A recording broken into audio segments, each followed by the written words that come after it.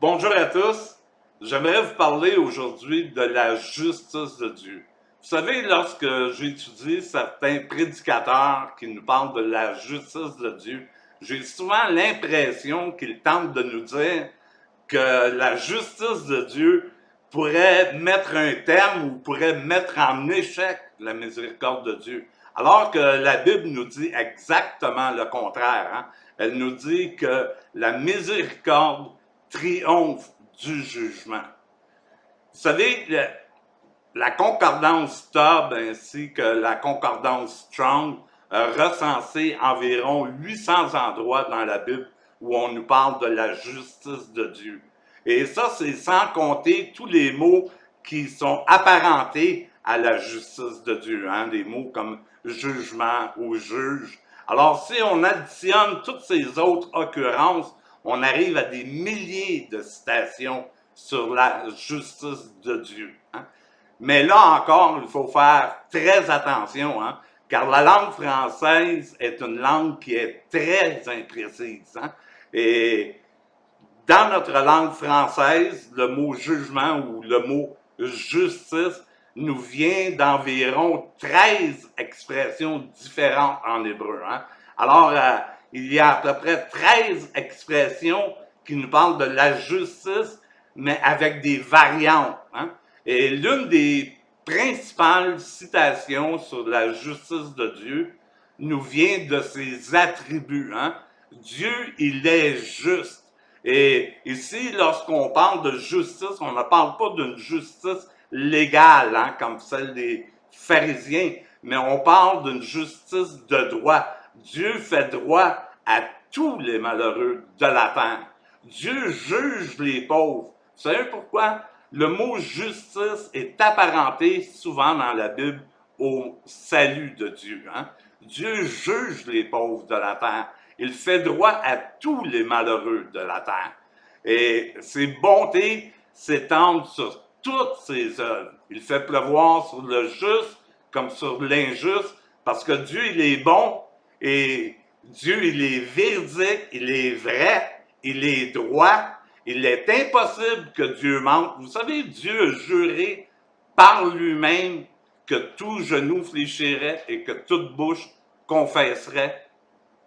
Dieu, ne pouvant pas jurer par quelque chose de supérieur à lui-même, a juré par lui-même que tout genou fléchirait, que toute bouche confesserait qu'il est Seigneur. Alors, la justice de Dieu, c'est la droiture de Dieu. Vous savez, au commencement de la Bible, quand Dieu a créé et qu'il a dit que tout ce qu'il a créé était très bon. Et si on prend le premier verset de la Genèse, c'est dit « Au commencement, Dieu créa ». Et si on traduit littéralement, on pourrait traduire en hébreu par « Au commencement du plan initial de Dieu, Dieu a tout agencé. » Dieu a fait un plan et il a vu ce plan et il a dit que ce plan, il était parfait. Et c'est exactement la même chose que nous rappelle l'apôtre Paul dans l'Épître aux Éphésiens, au chapitre 1, lorsqu'il nous dit qu'au commencement du plan initial de Dieu, selon son bienveillant dessein, Dieu a tout voulu récapituler dans le Christ, tant ce qui est dans le ciel que ce qui est sur la terre, selon son bienveillant dessein, selon son bon plan, selon son bienveillant plan, selon son bienveillant projet. Dieu avait un projet. Et lorsqu'on parle de justice comme droiture, cette droiture, elle est souvent associée à l'équité. L'équité est la base du trône de Dieu. La justice et l'équité, nous dit le psalmiste, sont la base du trône de Dieu. Dieu est équitable. Dieu, il est droit dans toutes ses voies et il est impossible qu'il mente. Car sa justice, elle repose sur sa fidélité vis-à-vis des alliances. Dieu a fait une alliance avec Abraham. disant que toutes les nations de la terre seraient bénies en lui, que toutes les familles de la terre seraient bénies en lui. Et il va rappeler cette alliance à Jacob et plus tard à Isaac, que toutes les nations de la terre seraient bénies en lui et que toutes les familles de la terre seraient bénies en lui. Cette justice, elle est ancrée aussi dans les promesses de Dieu. Dans les promesses de Dieu, que toutes les extrémités de la terre verraient le salut de Dieu, que tout œil verrait le salut de Dieu, que tout genou fléchirait, que toute bouche confesserait, que tout homme serait salé de feu, que Dieu attirerait tous les hommes à lui. Alors, cette justice, elle est enracinée dans une promesse de nous donner un avenir et de l'espérance. Hein? Et vous savez, lorsque les pharisiens cherchaient à confronter Jésus, ils le confrontaient toujours sur une base légale. Hein? Lorsqu'ils amènent la femme adultère devant Jésus, ils lui disent « Moïse nous a prescrit dans la loi de lapider une telle femme. » Mais Jésus n'est pas préoccupé par la base légale, il est préoccupé par la droiture, il est préoccupé par le bien. Alors il dit, lequel ici parmi vous est sans péché, alors qu'il lui jette la première pierre. Vous savez, la Bible dit qu'il n'y a aucun juste, pas même un seul. Nul ne cherche Dieu. Tous sont corrompus. Il n'y a pas de juste, pas même un seul juste. Hein? Alors, c'est comme si Jésus leur disait, s'il y a quelqu'un de juste ici, mais alors qu'il lui jette la première pierre. Un autre moment donné où les pharisiens cherchent à confronter Jésus, c'est quand il fait un miracle le jour du sabbat.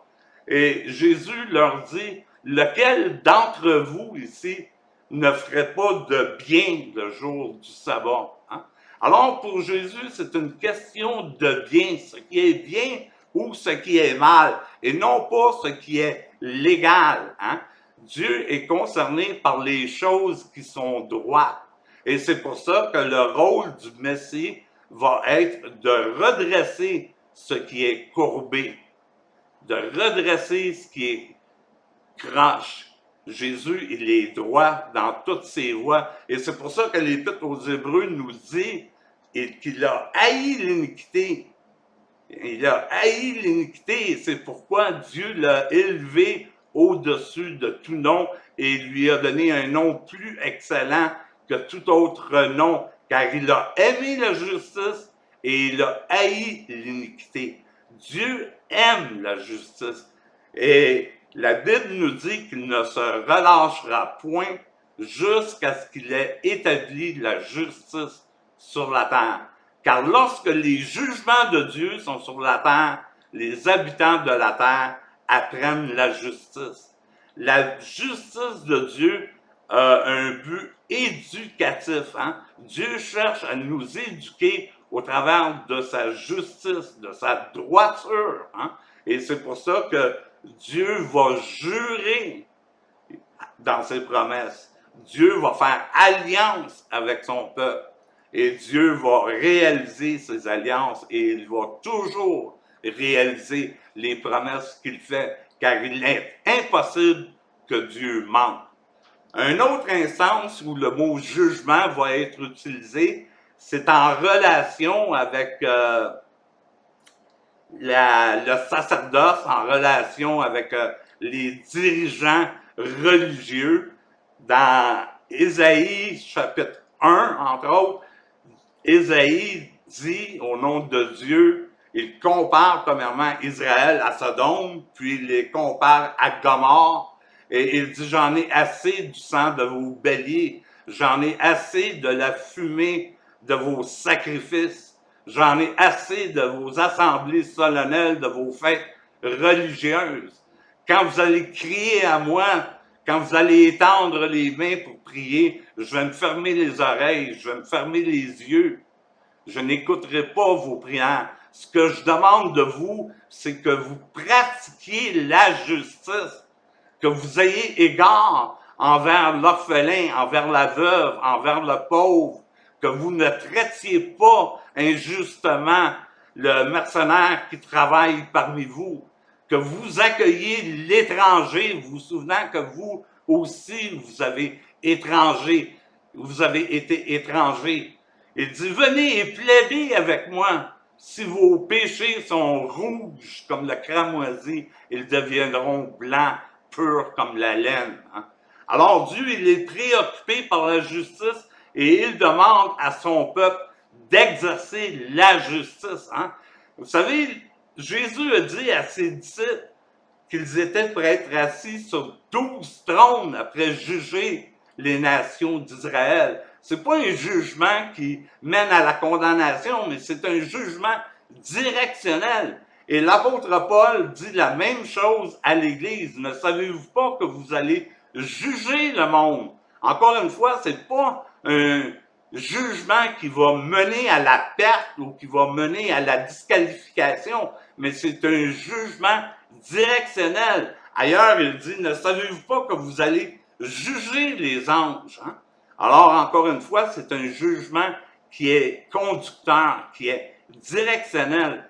Dieu établissait des juges en Israël. C'était pas pour condamner Israël, mais c'était pour les délivrer, c'était pour les diriger. Hein? Israël tombait continuellement dans l'idolâtrie. Alors Dieu suscitait un juge en Israël. Il en a suscité 13, et ces juges étaient suscités pour diriger Israël et pour conduire Israël. C'est un jugement directionnel. Hein? Alors, ce n'était pas un jugement pour la disqualification. Et le jugement de Dieu aussi, il est chirurgical, il est médicinal, il est une médecine, il est purificateur. Hein?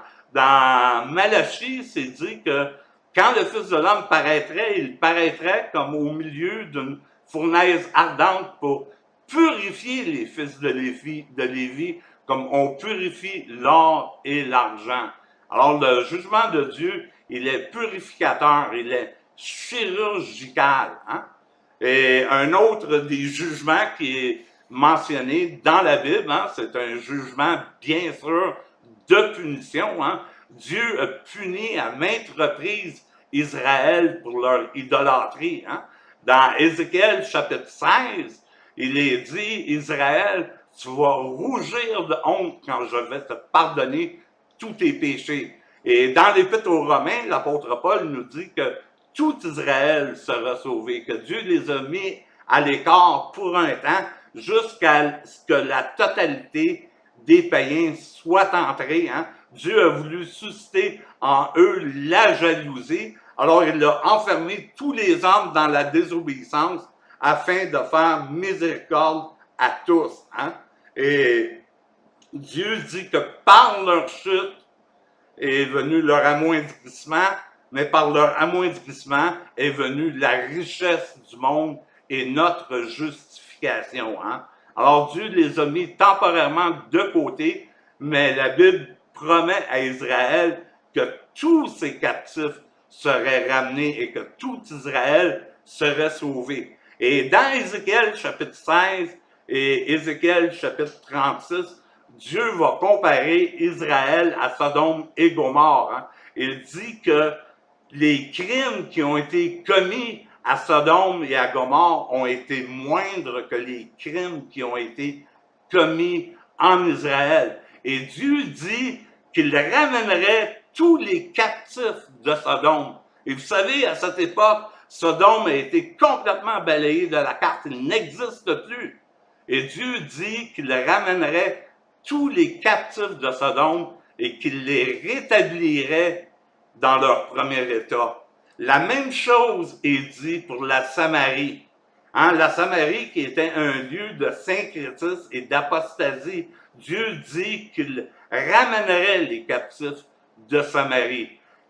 Sodome qui est un lieu de perdition incroyable, hein, à faire rougir la Nouvelle-Orléans ou Amsterdam, Dieu dit qu'il les rétablirait dans leur premier état.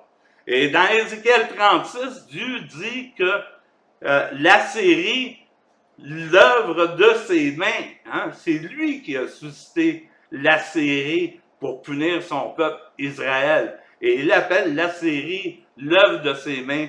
Il appelle les enfants de la promesse l'Égypte et son héritage Israël. Et il dit en ces jours-là, Israël sera troisième. Hein? Et l'Égypte, l'Assyrie et Israël iront ensemble à la maison de l'Éternel pour louer le même Dieu. Hein? Et que Dieu ramènerait les captifs de l'Assyrie. Et l'Assyrie n'existe plus à cette époque-là. Mais Dieu dit qu'il ramènerait les captifs de l'Assyrie pour les ramener à leur premier état. Il ramènerait les captifs de l'Égypte et il ramènerait les captifs d'Israël dans leur premier état. Hein? Vous savez, quand on étudie l'histoire de Jonas, hein, c'était un peuple Ninive qui ne pouvait même pas discerner entre leur droite et leur gauche. Pouvez-vous vous imaginer un seul instant qu'un peuple qui n'est pas capable de discerner sa droite de sa gauche puisse avoir un éclair de génie et dire, bon, finalement, on vient de se concerter, puis je pense qu'on a décidé qu'on va se repentir. Non, c'est absolument impossible à l'homme de se tourner devant Dieu. Il est impossible d'être sauvé, Jésus dit à ses disciples. C'est impossible à l'homme, à moins d'une intervention de la part de Dieu, il est impossible à l'homme de se sauver. Mais moi, lorsque je serai élevé, j'attirerai tous les hommes à moi. Hein? Il n'y a pas de juste, il n'y a pas un seul juste. Hein? Il n'y avait pas 10 justes à Sodome et il n'y avait pas 10 justes à Ninive. Si Ninive s'est converti, c'est un miracle de Dieu. Ça n'existe pas un salut par le choix. Le salut, il est par pure grâce. Hein? Ça prend une intervention divine pour que l'on soit sauvé. L'apôtre Paul, pensez-vous qu'il a fait un choix logique de suivre Jésus sur la route de Damas? Non, Paul était un psychopathe furieux, c'était un assassin qui se rendait à Damas pour y lier les frères, pour les attacher, pour les battre de coups de verge, pour les persécuter, les mettre à mort, les forcer à jurer et à blasphémer le nom de l'Éternel dans ses excès de fureur. Pensez-vous un seul instant que Paul a fait un choix concret de servir Dieu? Non, la Bible nous dit qu'il aurait été impossible à Paul de régimber contre les aiguillons. Et la Bible nous dit même que Dieu a mis Paul à part dès le sein maternel pour le mettre de côté pour l'œuvre auquel il l'avait réservé. Alors, c'est un miracle. La conversion de Paul est un miracle. La conversion de Ninive est un miracle. Votre conversion est un miracle. Ma conversion est un miracle. Un autre jugement dans la Bible, le jugement d'Adam. Dans Romains chapitre 5, c'est dit comme par un seul homme, le péché est entré dans le monde. Et qu'ainsi la mort s'est étendue sur tous les hommes, car tous ont péché et tous sont privés de la gloire de Dieu. Comme par un seul homme le péché est entré dans le monde, par la désobéissance d'un seul le péché a atteint toute la race, de même que par l'obéissance d'un seul, la justification qui nous donne la paix s'étend à tous les hommes. Vous savez, Jésus-Christ était le dernier Adam. Il n'était pas une version améliorée d'Adam. Il est le dernier Adam. Adam a été crucifié à la croix du Calvaire. La lignée du péché s'arrête à Jésus-Christ qui est le dernier Adam. Le péché était transmissible de génération en génération après Adam, même sur ceux qui n'avaient pas commis une offense telle que Adam avait commise.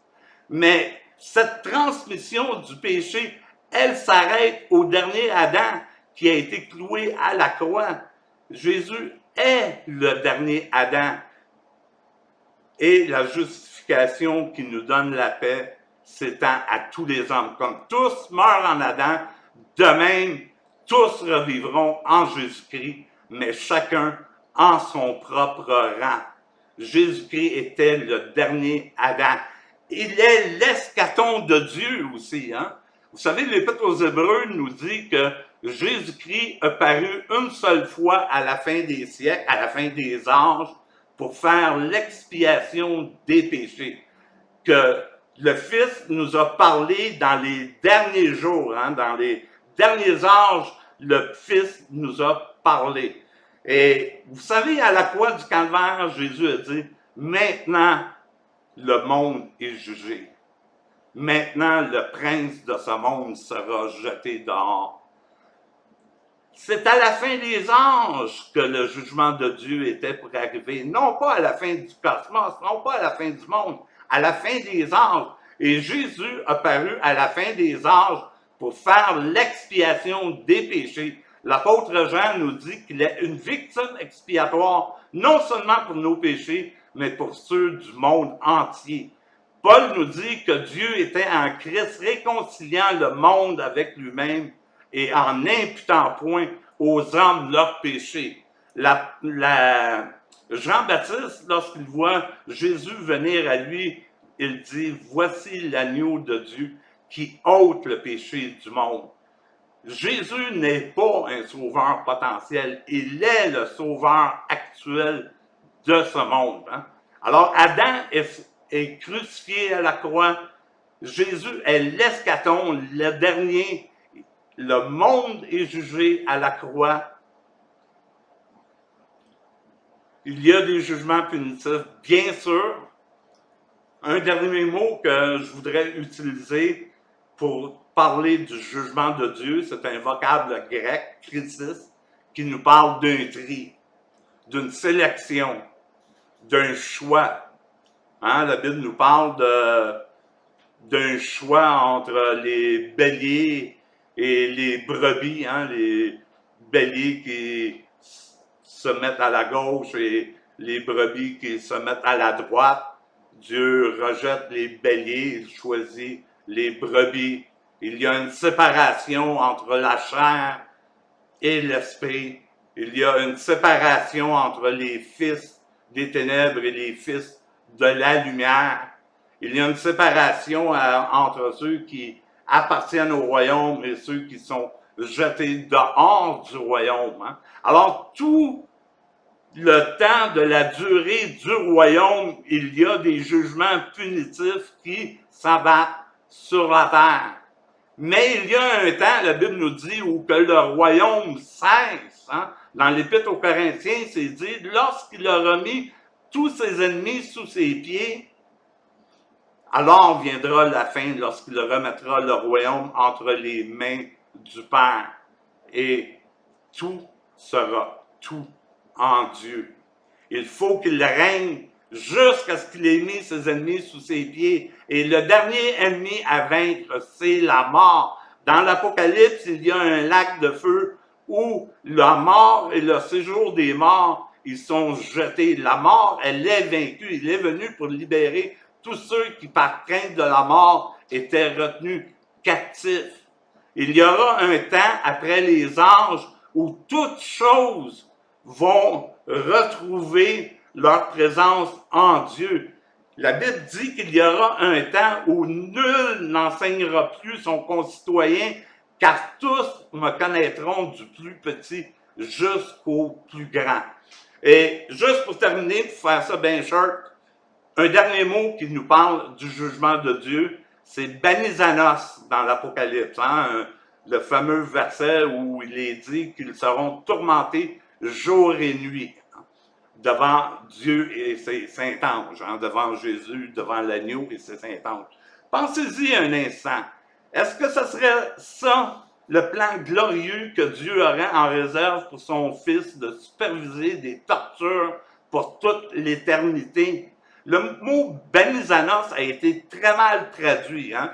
Et Jérôme connaissait les façons de traduire le mot en latin, car il était lui-même un universaliste repenti, hein, qui s'était repenti de cet enseignement, car il avait peur de la persécution. mais il sait très bien qu'il y a deux façons de traduire ce vocable. Hein. Et la première, c'est par chevalet de torture, et c'est le vocable qu'il a choisi d'utiliser pour nous parler de tourment. Mais le vocable aurait pu très bien être traduit aussi par pierre silicieuse qui sert au blanchiment du linge ou qui sert à la pureté, à la purification de l'or et de l'argent. Hein. Alors, le jugement de Dieu, il est chirurgical, il est purificateur. Et si Dieu a été capable si Dieu va être capable de ramener les captifs de la Syrie, les captifs de la Samarie, les captifs de Sodome, si Dieu était capable dans le passé de faire en sorte que tous les habitants de Nénive se convertissent, si Dieu a pu faire en sorte qu'un assassin psychopathe puisse se convertir, si Dieu a pu faire en sorte d'une façon miraculeuse que vous et moi puissions avoir la vie éternelle, Dieu est capable de le faire avec le restant de l'humanité. Oui, il faut confesser Jésus comme Seigneur, mais la Bible nous dit aussi que tous genoux vont fléchir et que toutes bouches vont confesser que Jésus-Christ est Seigneur à la gloire de Dieu le Père. Dieu l'a juré par lui-même que cette chose-là était pour arriver et ça ne peut pas être une adoration forcée, car nul ne peut dire Jésus-Christ est Seigneur à moins que ce soit par l'entremise du Saint-Esprit. Il est impossible à l'homme d'être sauvé, mais tout est possible à Dieu. Et moi, lorsque je serai élevé de Jésus, j'attirerai tous les hommes à moi. Merci d'avoir été attention. Je vous aime. Je suis revenu de l'hôpital. Puis je suis content d'être avec vous à nouveau. Merci. À la prochaine. Bye.